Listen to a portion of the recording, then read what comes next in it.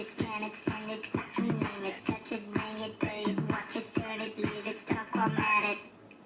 Technologic, Technologic, Technologic, Technologic. Hello again, guys. Welcome to the vlog. I'm testing out a new camera today, so I'd like to see how. Oh, it's not a new camera. It's actually an older camera, but I just want to see what kind of quality it's going to do.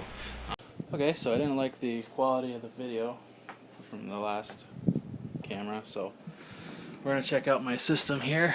The problem with the other camera was that the lighting was absolutely terrible in here. I didn't have the windows open or anything, and I don't have any special kind of lighting effects. So this is the rig I built a couple of years ago. It's getting older in today's standards. It's kind of getting outdated, but I got to tell you that it works just fine. It works wonderfully. So it still does everything I need it to do. It's mostly I do a lot of audio editing through this machine. It doesn't actually have a graphics card in it, because I didn't necessarily build it for. I did actually have plans to put a graphics card in it, but just never did. Haven't been doing a whole lot of game playing like I used to do. I used to do a lot of PC game playing, like the old real-time strategy games like Age of Empires and games like Civilization and all that, but that's another story for another day, I guess. So inside this rig that I built, it's got a gigabyte micro ATX board, 4 gigabytes of RAM. That's just DDR2 style RAM. Also, there's a 500 gigabyte hard drive, along with the most important element, the CPU, is an AMD Athlon quad core. It's actually an AMD Athlon 2 quad core. So for you, the high enders out there that are snickering and teeing a little bit, you know that's not the fastest machine, but I must say it's still to this day. I built it I think 3 years ago, and still it gets the job done. I have no real issues with speed or performance. The Windows 7 operating system, of course, is a very good operating system, so no complaints there. So it's actually, I was pretty big into PC. I guess you call it a PC enthusiast who likes to build these machines. I don't exactly know how popular it is today, because I understand all the hoopla about the desktop going the way of the dinosaur, which I don't know. I'm still using mine, so until I'm not using mine, then I guess we'll put that to rest. But for now, I'm going to be using mine. I usually do most of my schoolwork on my Lenovo laptop. That's out in a different area, but it's got close to the same amount of speed and power, because that seems to be what my budget calls for and what my computing needs call for. So it's absolute. So everything here is efficient and what I need. There's no bottlenecks. There's no over the top power or anything. But let's take a look at the some of you networking people may be interested in some of this stuff. Maybe you can't see it, but that's just a simple consumer grade Netgear router, and it's connected to this little guy in here, the modem, the surfboard, I guess they call them surfboard cable modems, issued by Time Warner Cable. So it's basic home networking. I just have this simple Cat5 cable with the RJ5 connector, one coming out of the router, and I just kind of hook up machines that I need a wired connection for if I need extra speed. But the Wi-Fi on this particular router is pretty good. It reaches all the way out outside, almost down towards the river down there. But and towards the garage, I got the garage is on the other side of the house, but it's got good range and it's got good speed for the most part. I do plan on, for a project coming up, maybe if I have the resources to do it, I plan to do a cabling job, which will consist of running cable and ports throughout the house so that the entire house is Ethernet ready, I guess you could say. So if, when my kids get older and stuff and they need a port to plug into for quicker speed, so we're not all hammering on the router. The router's wireless because things can really slow down when you're doing that. The fastest way is just to be wired up. So that's basically it about that. Speakers, we just got some generic Altic Lansing speakers with a subwoofer is down here. I love music. I'm not what you would call an audiophile, because if I were an audiophile, I'd probably have a pair of Audio Engine monitor speakers, which that'd be really cool to have. But of course, you can only do what you can do. So, but these speakers sound nice. Everything works fine. Okay, I'm back now. Just had to answer the phone there real quick, but let's keep it rolling here.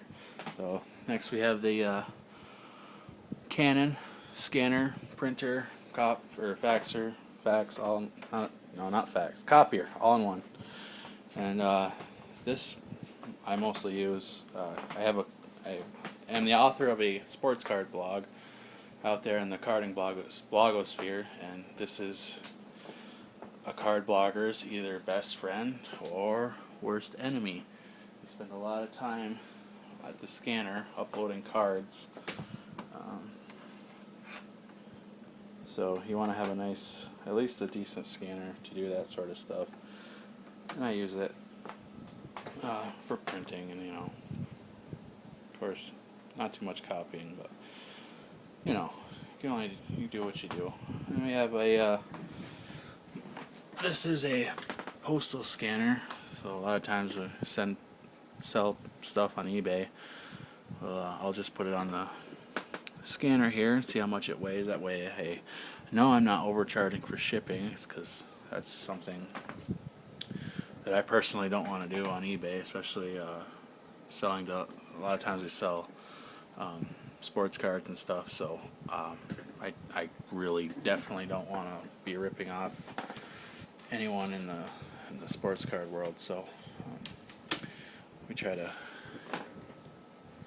get the shipping as close to accurate as possible, so that way we're not gypping anybody.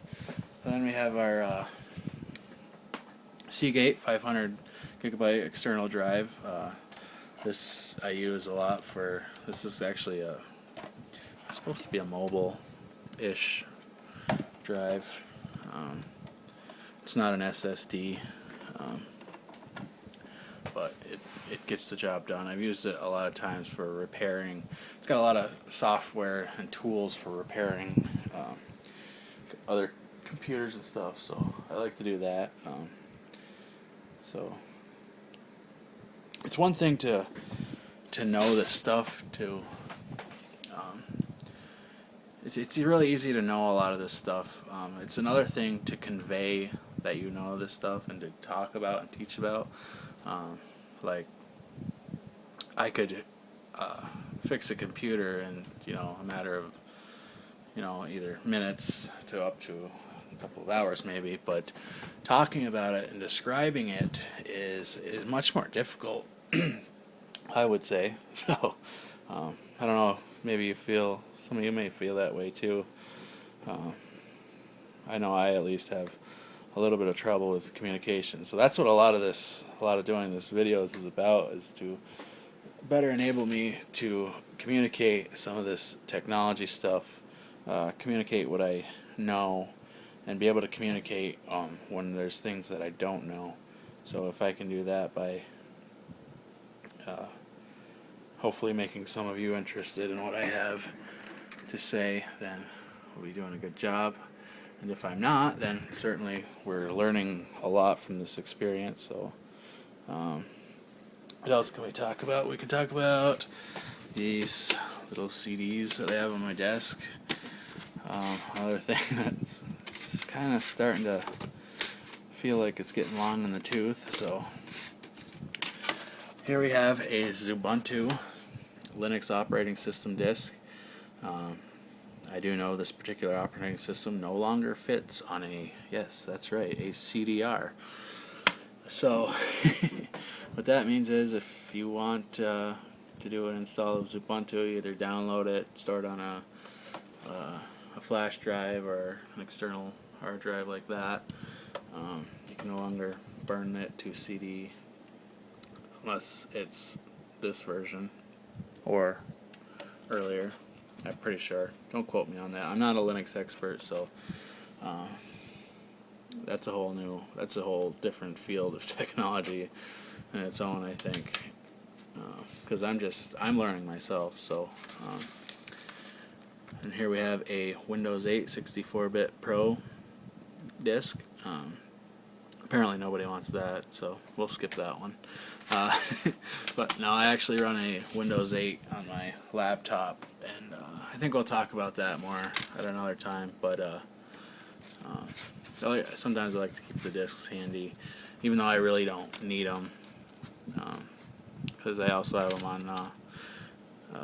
on a flash drive too. So, but these are good for like older machines. Say if you want to. I've run into times where I couldn't reinstall a Windows operating system like XP, so I would install a Linux distribution on the older machine, and then go ahead and reinstall Windows if there was a problem. I know it sounds strange, but sometimes for whatever reason it can be hard to get the operating system completely off the hard drive, even if you're using tools for that specific purpose, even to zero out the hard drive. Sometimes there can be problems, so what I've found is effective is installing a completely different operating system and then wiping that out. So, Windows 7 64-bit, a couple of XP reinstall disks. I don't know what you call them. Operating system CDs. I don't know why they're so weird when they come with your system. They used to come with your system like this, or a lot of times they didn't even come with your system. That could make for a newbie. That could give a newbie some headaches when something goes wrong and you don't know how to reinstall your operating system and you have no disks and you don't know what a license key is or anything. You could run into a lot of problems there. So, Windows XP, the Service Pack 3 only. I use that.